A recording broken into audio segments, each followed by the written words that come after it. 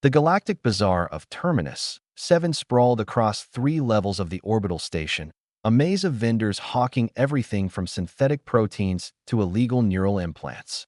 Caroline moved through the crowds with practiced ease, her brown eyes scanning the stalls with the careful attention of someone who'd learned to spot trouble before it found her.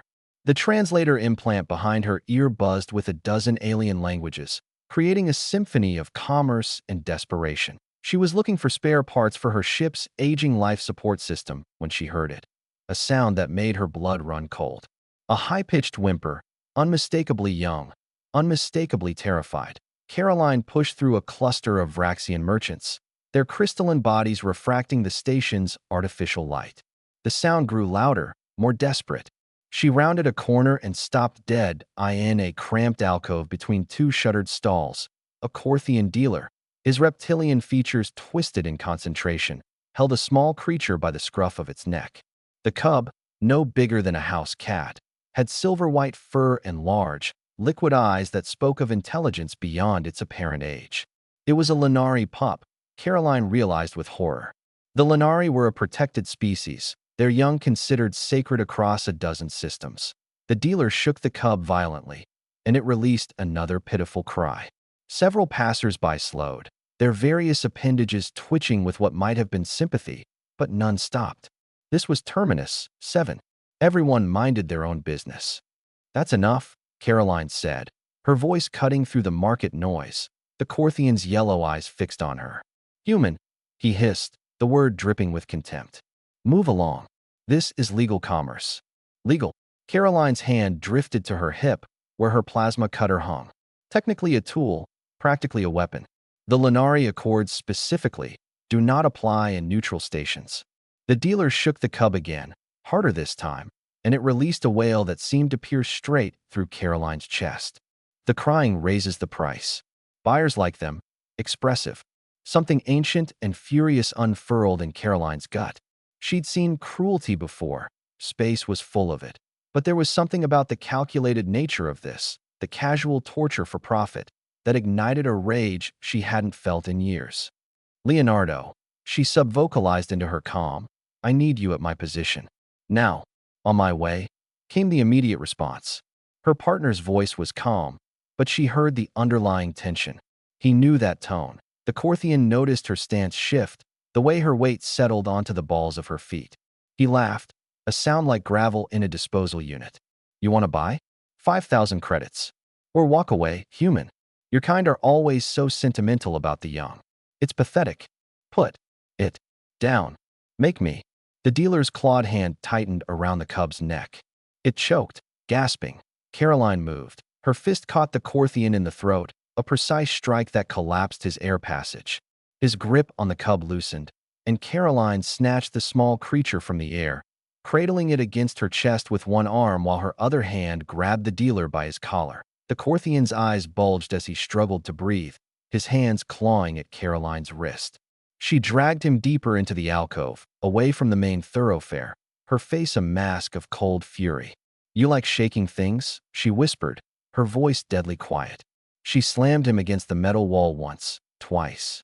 His scales scraped against the riveted surface. "How does it feel?" "Caroline."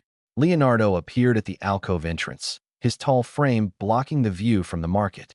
His green eyes took in the scene instantly. Caroline with the dealer pinned, the cub trembling in the crook of her arm. "Station security will be here in 3 minutes." "Good," Caroline said, not loosening her grip. The Corthian's struggles were weakening now, his face turning a darker shade of green. "They can explain to the Lenari Council why they're allowing this." "Caroline." Leonardo's voice was gentle but firm. He stepped closer, placing a hand on her shoulder. "You've made your point. The cub needs medical attention."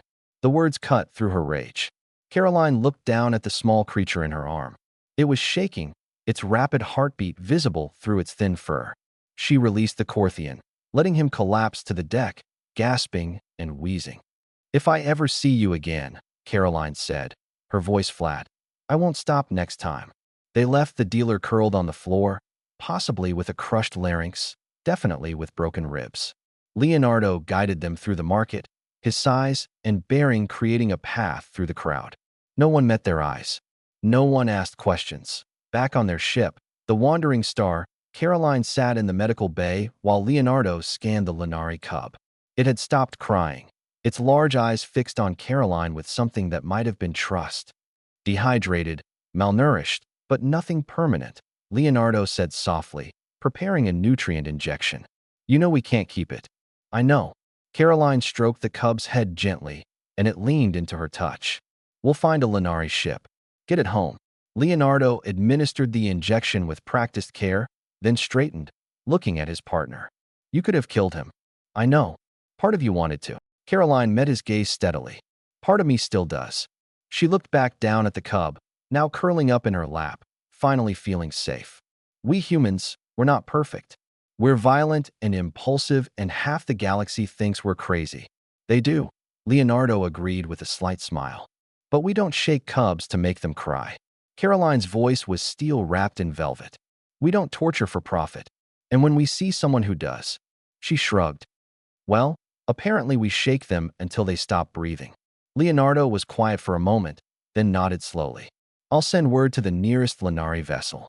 They'll want to know one of their own is safe. As he left the medical bay, Caroline continued to stroke the sleeping cub, feeling its tiny heartbeat steady under her hand. Outside the viewport, Terminus, 7 spun slowly against the stars, indifferent to the small drama that had played out in its corridors, but the cub was safe. The dealer would think twice before hurting another helpless creature. And throughout the galactic bazaar, whispers were already spreading about the human who defended a Lanari pup with the fury of a mother protecting her own. That was the thing about humans, the whispers said.